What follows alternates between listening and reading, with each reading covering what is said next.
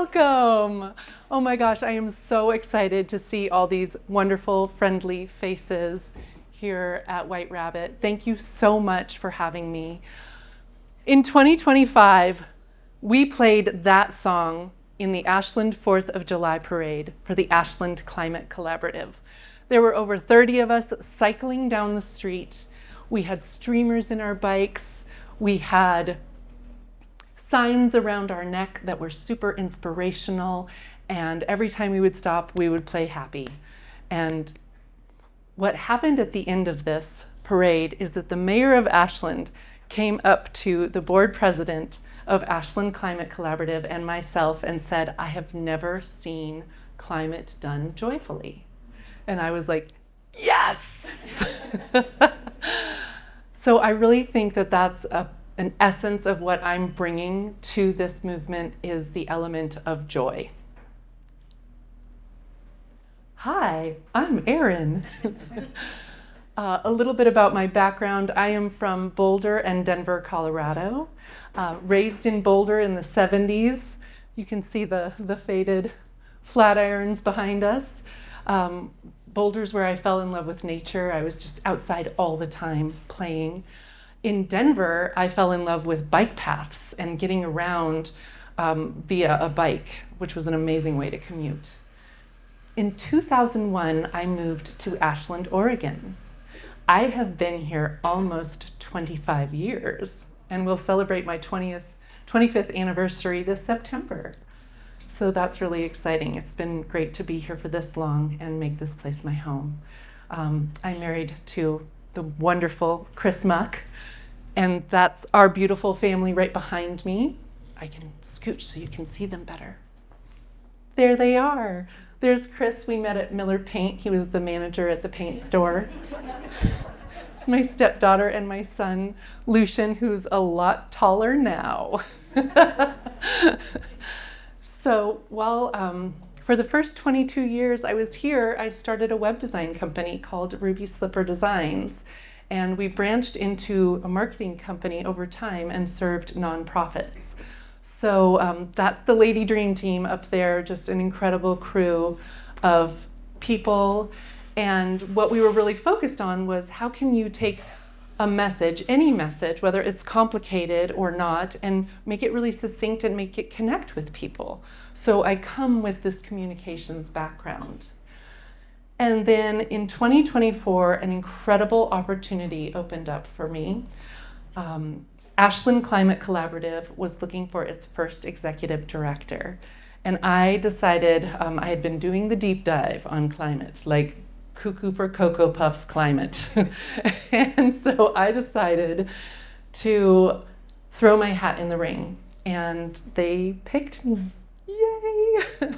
So for 2 joyous years, almost 2 years, I got to work with an incredible group of people, furthering a mission that I care so deeply about, which is climate solutions here in Ashland, Oregon.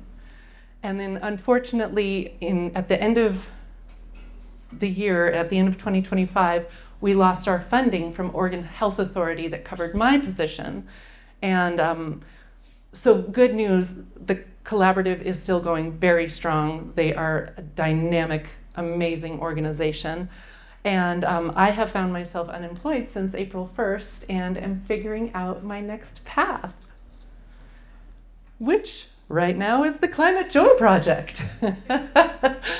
So it's really taking that message of joy and infusing it into the climate movement. Why joy? Because climate change is awful. It's really terrifying and it's truly scary. But what I am excited about is attracting a larger group of people through positivity and through that real we can do it attitude, because that is what I believe in every cell in my being. So trying to be magnetic and welcoming, hopeful and inspiring, encouraging. And I have to say that joy, especially at a time right now, feels a little bit rebellious. So it's really about saying, no, I will not be riddled with anxiety. I will not take that narrative of doom, and I will continue forward on a path that makes so much sense to me. So there we are. What is the Climate Joy Project? Well, welcome to my climate party, everyone. Here's what it is right now, and this is kind of a vulnerable state. So I'm, 3.5 months into this, and I'm figuring it out as I go. But right now, here's what I think I know. It's about inspiring community-wide climate action through presentations like this one, through events, and through social media. Follow me on social media. It's about uplifting local climate organizations and highlighting climate heroes. Also on the docket that I'm exploring is becoming a climate influencer, which just seems preposterous and outlandish, but why the heck not? So it's pretty exciting just to think about where I could take all of the climate information that I have and the joy that I bring to it, and how to make it a really complementary outlet to what we already have in Ashland. So let's talk about highlighting some climate heroes. I bet there are some familiar, friendly faces in this group. Here's what I'm doing. Every Wednesday, I have a new video interview online. Every person gets asked the same 3 questions. What climate solution are you working on? Where do you hope to see us in 5 years? And what's one thing we can all do now? So they're short videos, and the answers have just been fantastic. And this is such a wonderful, eclectic background of people who are promoting different things, from biking to composting to reading to gardening to enjoying nature. And I just want to give a shout out to someone who's in the room right now, Chris Chambers, local climate hero. Thank you. He is helping us all protect our homes from wildfire and is very dedicated to the cause. And we stood outside of this amazing home where these 2 people, Rebecca and Doug, have done so many things to their house to make it protected from wildfire. So we used that as an example in our video. And then here's something insane. Yale Climate Connections, which is one of the big climate communication organizations, last Friday featured the Climate Joy Project. I just about fell out of my chair. Oh my goodness. To read Happy Friday. It's been an awful week. We could use some good news. So first up is reader Erin O'Kelley Muck of Ashland, Oregon, who attended our April webinar about communicating climate solutions. The event inspired her to launch the Climate Joy Project and start interviewing her neighbors about climate solutions. What? That is just really amazing. And my face looked like that for a good 3 hours. My husband and I went to Caldera that night, and I just kind of sat in like a state of disbelief. So anyways, I feel like there is a place for joy in this movement. And that was a really exciting acknowledgement from people whom I deeply respect, and I think everyone in the climate movement does. So really, really neat. All right, you guys, what are we doing today? We are learning about the big impact climate actions for Ashland. We're envisioning how our town can continue to lead the way, because we've done a lot of amazing things, and we're going to plant a seed for further action. Hold on, water break. All right, to start us off, I'm going to lay a couple foundational bricks down so you can understand where I'm coming from. One is in 2018, I watched this remarkable young lady get on the stage. She's 16 years old, and she was doing a TED Talk in Stockholm, Sweden, and she was begging the adults to do something. And this quote, "The one thing we do need more than hope is action. Once we start to act, hope is everywhere." I feel like I internalized that. And it made me think about my son, who at the time was 12 years old. Am I doing everything I can to make sure that his future has the same kind of opportunities that I do? We love to ski, we love to build snowmen, we love to ice skate, we love all these things. We love to just go outside in the summer. So I really started to think at that point, what can I do? What do I bring to the table? And so it was at this point that I started going wild, and I led 6 different online eco challenges with 60 different people. I spoke at city council, which I had never done before. And I also befriended our climate analyst and policy person at the time, and he and I were working really closely with looking at our climate plan and outreach and all of that sort of thing. So he recommended that I take a science class. So through Southern Oregon Climate Action Now, they offer a Master Climate Protector course. And so that's what I did. But hold on, first, brick number 2, the scientific consensus. So just so we're all kind of on the same page, at least where I'm coming from, temperatures are rising. 97% of scientists agree that climate change is real. It's caused by humans burning fossil fuels, natural gas, coal, and oil. Pollution such as carbon dioxide, CO2, and methane, natural gas, trap heat in the atmosphere, which is warming the planet. So at this course that I took through SOCAN, this is the slide that did the same thing that watching Greta did to me. And these are called the representative concentration pathway lines, these different lines that you'll see here. And they are climate change scenarios projecting future greenhouse gas concentrations. So I'm just gonna walk over here for a second. You'll see where we are. We're at this moment of choice. We're at this moment where what we decide indicates what kind of path we go on. And that top line, that scary red line, is called RCP 8.5. And that's business as usual. So if we just keep operating as we are, we're headed to much more of what we're already experiencing. And I remember telling my friend Allison Wildman, why isn't this not on every billboard around the entire nation? Why do we not all see where we're headed? So for me, this really made it very clear that change needed to happen. And I decided to start with myself and drag my family along with it. So I do have a good report to share. In April 2026, the RCP line, that top line, has actually decreased, which is wonderful. It has come down, and it has come down over the last 13 years because of all of the work that people have done around the globe. And we're talking solar panels, we're talking clean cooking stoves. I really want anyone who's ever done anything green and clean in their life to to celebrate this moment because it's so great. On the flip side, the bottom lines come up a little bit. So we're still in the same boat. We still need to look at this and go, okay, we need to do everything we can to decrease our pollution. Another brick, we've got communication hurdles. Climate language is scientific and intimidating. We've got invisible greenhouse gases. So we can't see the culprit, but we can feel the effects of it with smoke and wildfire and drought. There is something called, I love this, instead of an echo chamber, the eco chamber, where your climate people are talking to climate people. So how to really expand that audience. Activists can be angry and condescending, it is true, understandably so, but it makes it hard to be like, I'm interested to do something, oh, you seem really mad.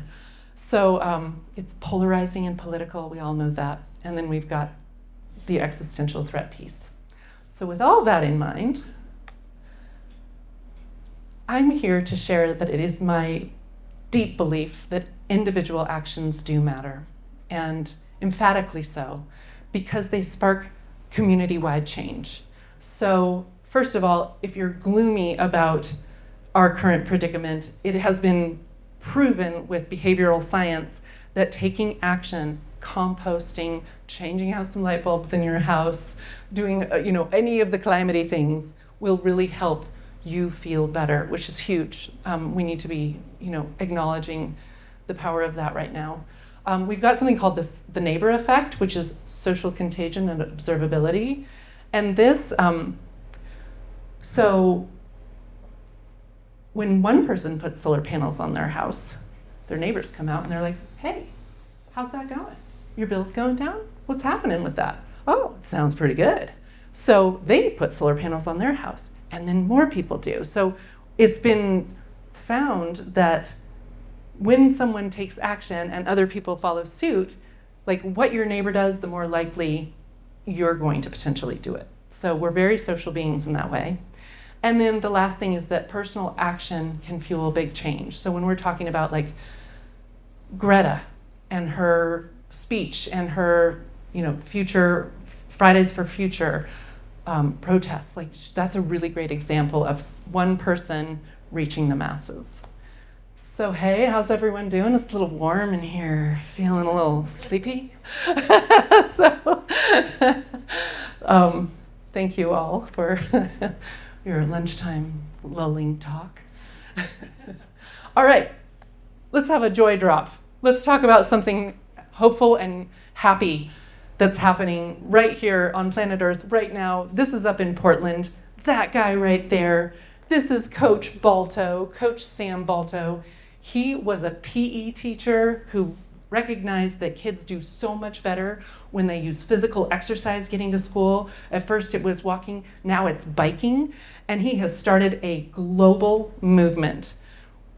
He also is a brilliant marketer. So there's Bentham Boone, he invites rock stars on his rides.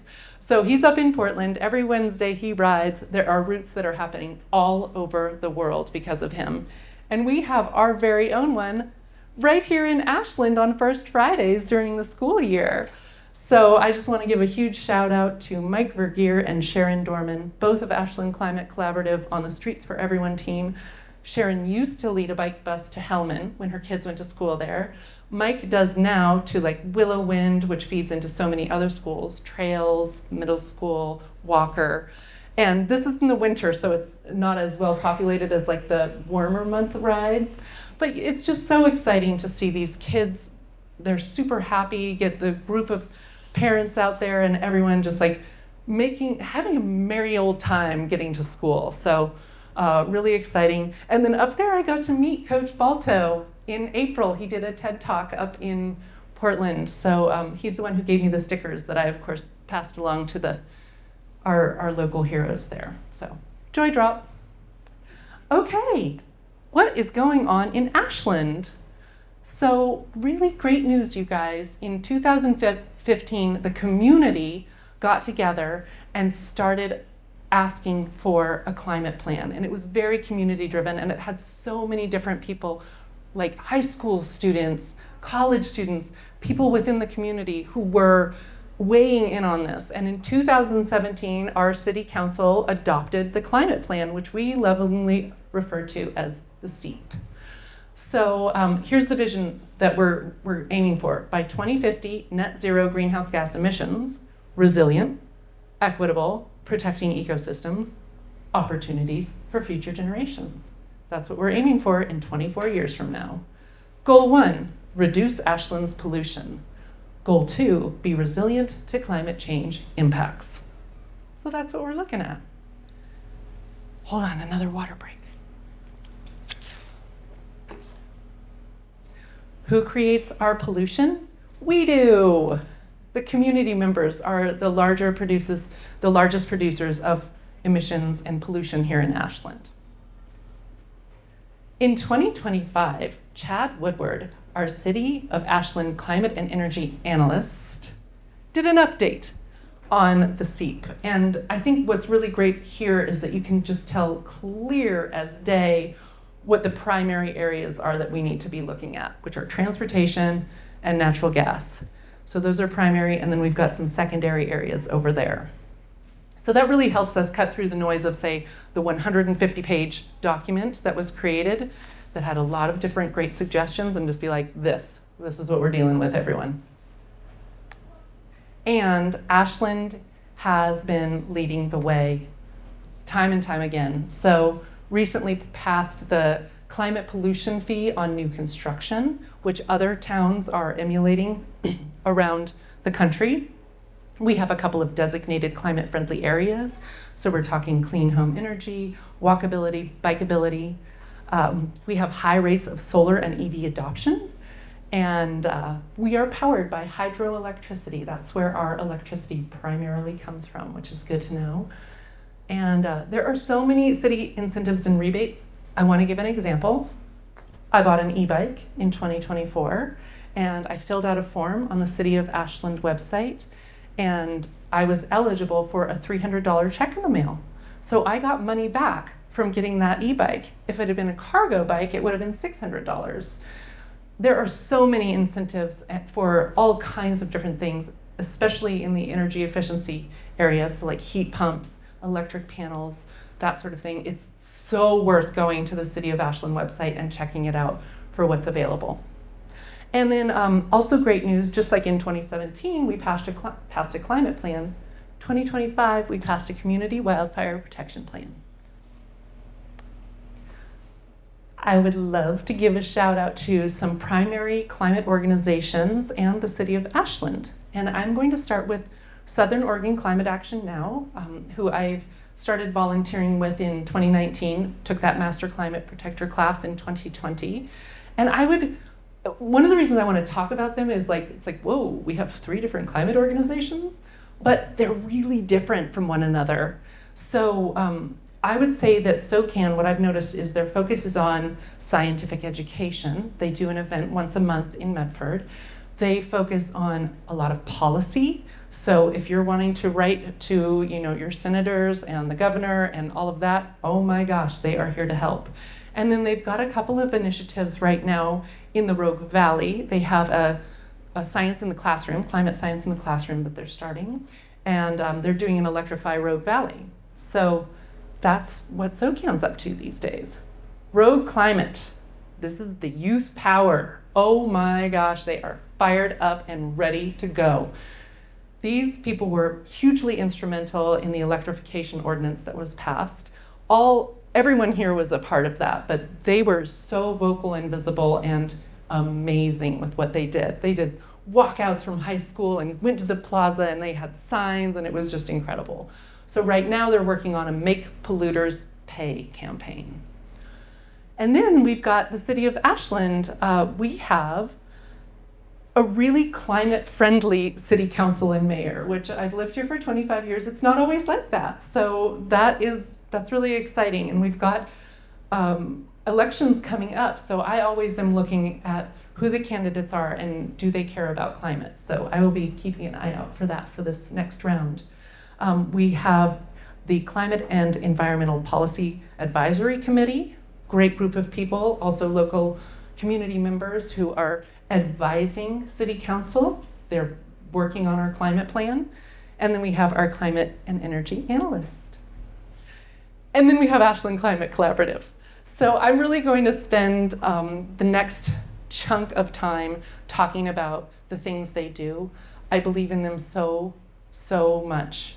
And what I love about them is that they took a look at our climate plan and based themselves around how can we provide education, resources, outreach, all of that to the City of Ashland. They were formed in 2022.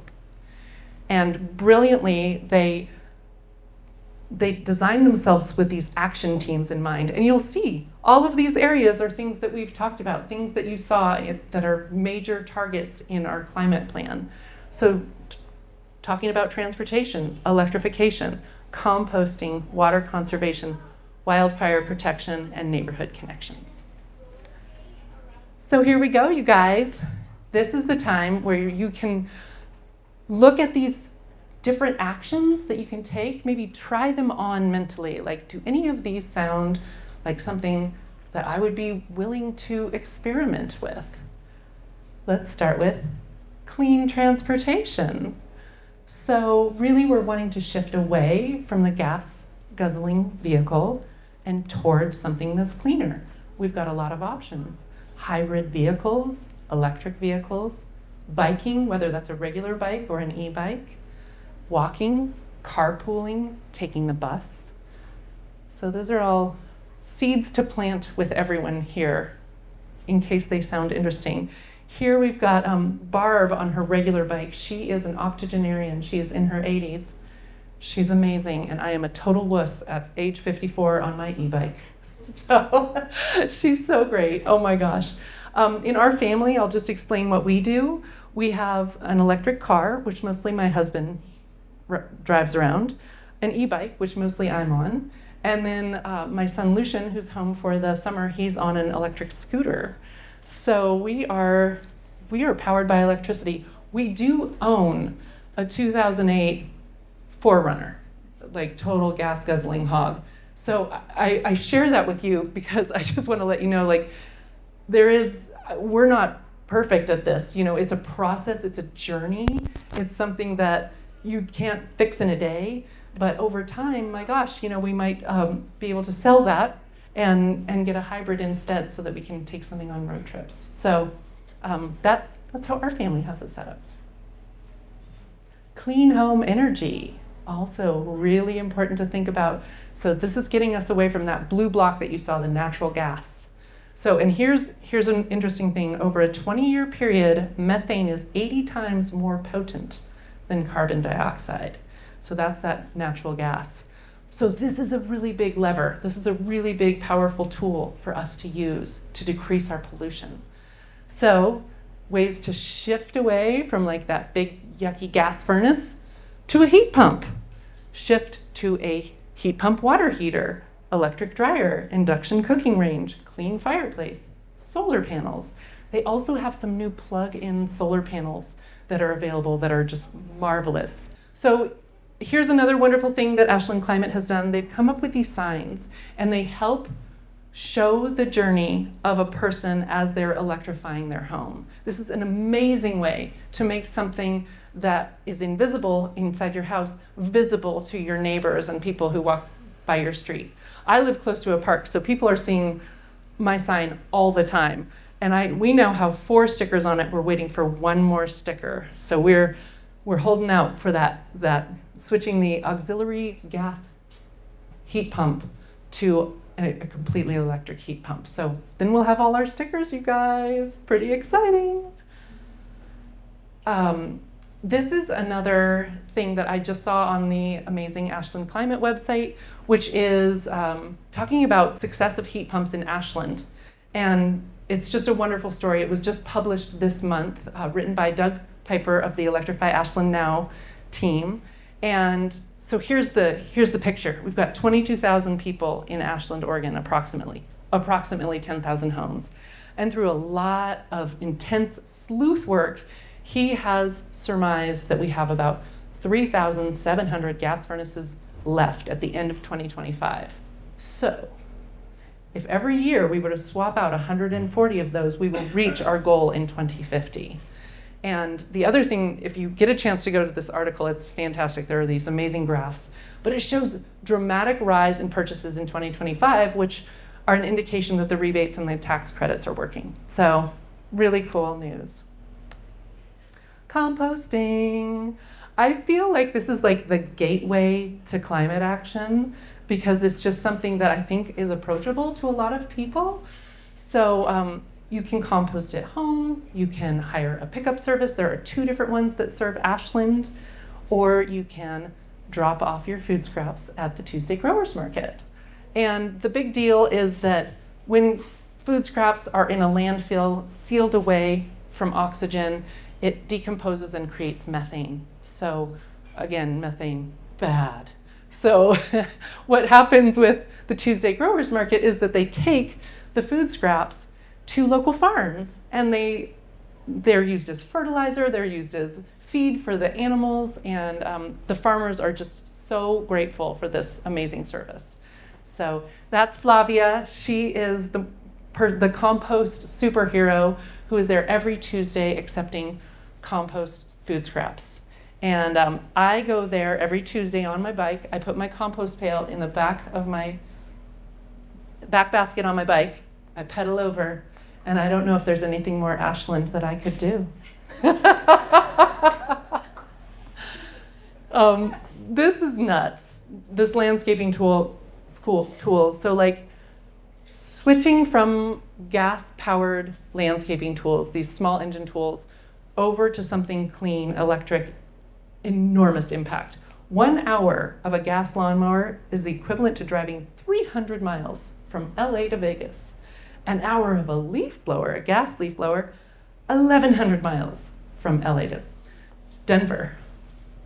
That's nuts.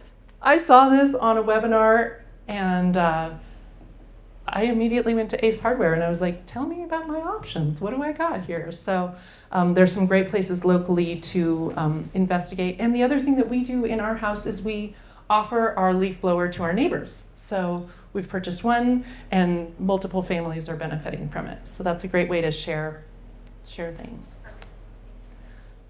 We're also looking to adapt to climate, conserving water in our yards, implementing fire-wise strategies to protect our homes, preparing for emergency scenarios.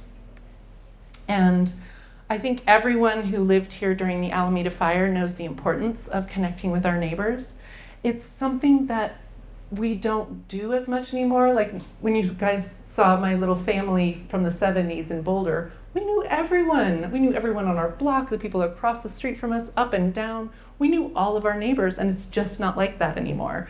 So kind of trying to like take that brave step and knock on doors and be like, hi, how are you? I'd love to meet you, because you never know. First of all, it's great to know your neighbors. And second of all, in the future, it could be really handy to help each other out in case of emergency. So I'll just point out here that there are 4 of us working on a multi-street, well, it's a block party in a park, so we're calling it a blark party. So we are inviting everyone on 3 really long streets to come and meet us, just to say hi, just to get to know you. And hopefully it will turn into something more where we can become a part of a wildfire neighborhood community, and we're looking out for each other in that way. But even if it's just like, hey, I now know you. It's so good to have met you. You know, that's a win. So one of the things that I would always do as a website designer when people would hire our company is, hey, we want a website for this. I would look at who else is doing that already and doing it well. So to apply that to the climate movement, who else has really succeeded at this whole thing that we're facing? Victoria, British Columbia increased biking in downtown from 4 to 13% in 11 years. That is nuts. That is amazing. Oh my gosh. They went from 6,000 cars a day down to 1,500 cars a day. They had all kinds of community input. The leadership was promoting it. They tried painted bike lanes and then turned those into protected lanes. They got experts in from other towns that know how to do bikes, like Portland and Copenhagen. They put the routes on the main street, which I think is really interesting, instead of side streets. They wanted people to bike to where they need to go. And they do a cyclist counter, so they're counting every single bike that goes by. And they also offer free bike valet. So in 11 years to accomplish that, that's massive. This is one of my favorite towns in England, Ashton Hayes. That's Gary. I've called him. Hi, Gary. It's Erin from America. And how did you do what you did? So it's admittedly so much smaller than we are. It's 1,000 people. But in 2006, Gary and some concerned friends were like, what can we do to help this? They approached their version of city council and the mayor, and they said, hey, is it okay if we hold an open house to the community to see if community members are interested in working on climate change solutions? Out of a town of 1,000 people on a cold January night, 600 people showed up to the elementary school. They were so excited to get on board and help out. So this is really grassroots. It was really driven by the community from the get-go. They made sure it was nonpartisan and voluntary. They got teachers involved, with teachers passing homework to students and students bringing that homework back to parents, like that cycle of knowledge that was being shared. I also was like, Gary, how is this funded? And he was like, oh, my job paid for this. I was like, oh, lucky. So another thing that he did was he had the media involved. So can you imagine if like we always had people around Ashland that were like, hey, are you doing something, sustainable, eco-friendly? I'm going to film it, So they kind of had this media pressure on them at all times, which is interesting, but definitely kept them on track. And they've been very successful over 20 years. And the last thing I want to say about their party, their kickoff party with 600 people, is that they served champagne and pie. And for anyone who's ever done First Friday in Ashland, that is the way to go. So sometimes I just dream about things. I'm like, we could be at the Armory. It could be Weisinger's and Mix and Vita. We could have all kinds of people showing up and being a part of this kickoff. So that's a pretty great way to it's a pretty great success story.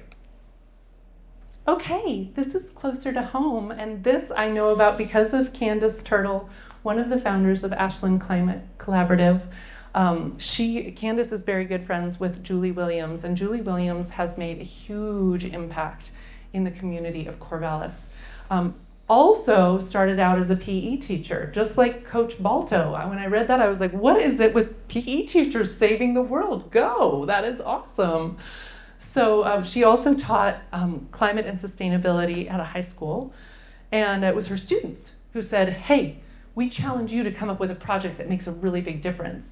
And so basically what they're doing is they are helping some homes that don't have heat at all, get connected to a clean heat pump or solar. And they've got an amazing model that I won't go into, but I will just say that what started with outreach to like one home went really well. And then that home told their friends, and that went really well. And they told their friends, and that went really well. So when they look at the first 8 years, they served 88 clients. That was that word of mouth success story of like, hey, you guys, there's this organization who really cares about us and is providing this amazing service, and it's successful. So thank goodness we've got Candace, who has a great connection with Julie, and we can lean into that information. Well, as we know, it's not all roses and climate. We've got some challenges and some needs. I'm not even mentioning I'm not looking beyond the bubble of Ashland, just thinking about our little bubble right here. One is about motivating our community. Funny story, went to a dinner party recently, walked in, and there was a guy who I know from Chamber of Commerce, and he goes, oh, the climate lady. And I was like, oh my gosh, I come with wine, yeah, all is well. But I actually think it was such a great reaction because it was how a lot of people, I think, respond to climate. They're just like, oh, it's such a bummer. Like, we've heard so much about it, we're not making the progress we want to, or whatever it might be. So even though people say like, Ashland's easy, you should be able to get everybody on board. It's like, actually, no, there's more to it when we're really thinking about how do we get a large group of people reinvigorated about something. So that's a challenge. Another challenge is funding.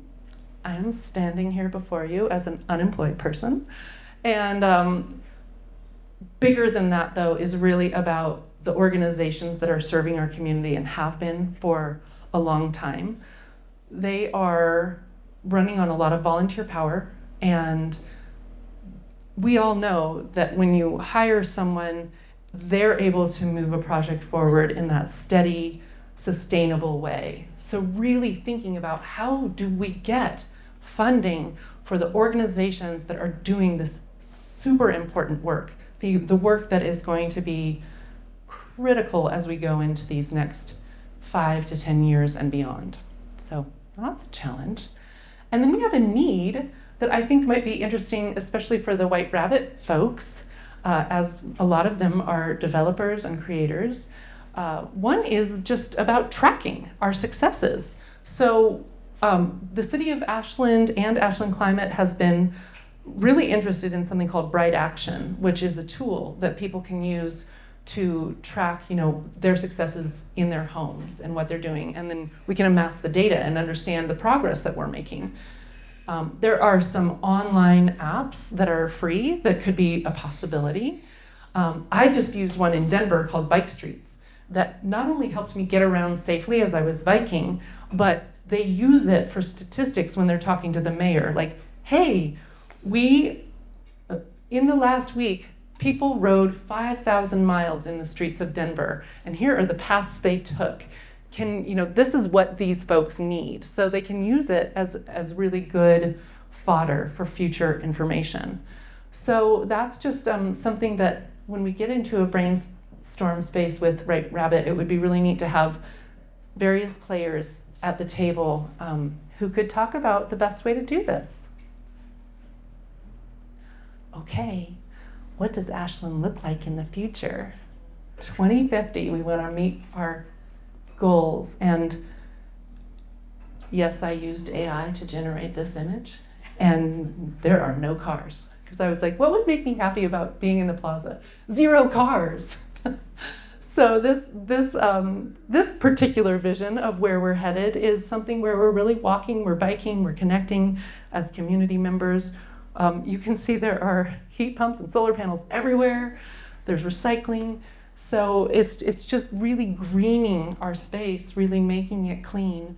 And there's a lot that we would need to do to get to something like this. So one of the things I like to do, instead of be like, all right, you guys, our goal is 2050, is more like, what goals can we set for the next 4 years or 5 years? Like by 2030, what do we want to accomplish? Just make it more of like a bite-sized, realistic goal. We know we're heading towards something, hopefully beautiful and wonderful, but how do we get there? So that's another wonderful brainstorm session that could happen.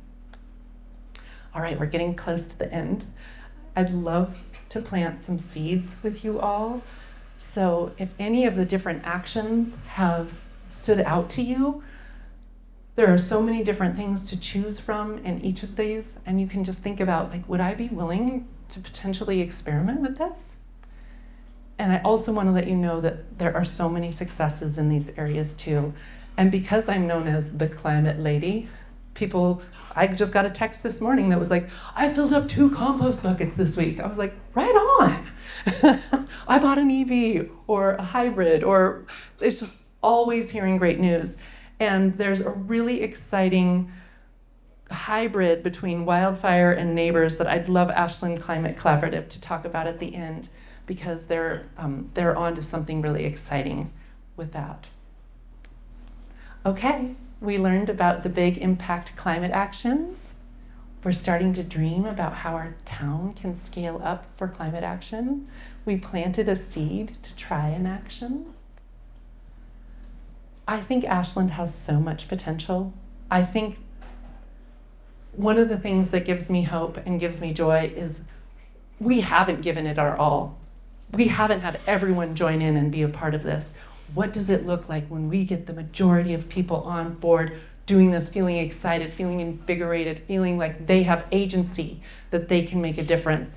I think it feels fantastic. And that's what I really hope to see. So your next steps are, if so inclined, please choose an action. And then share your ideas with me. I have a QR code that you can scan here, there. I've got printouts that you can fill out.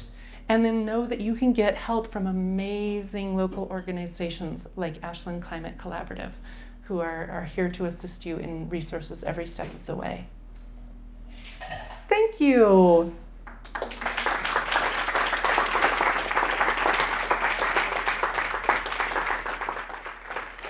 Thank you so much.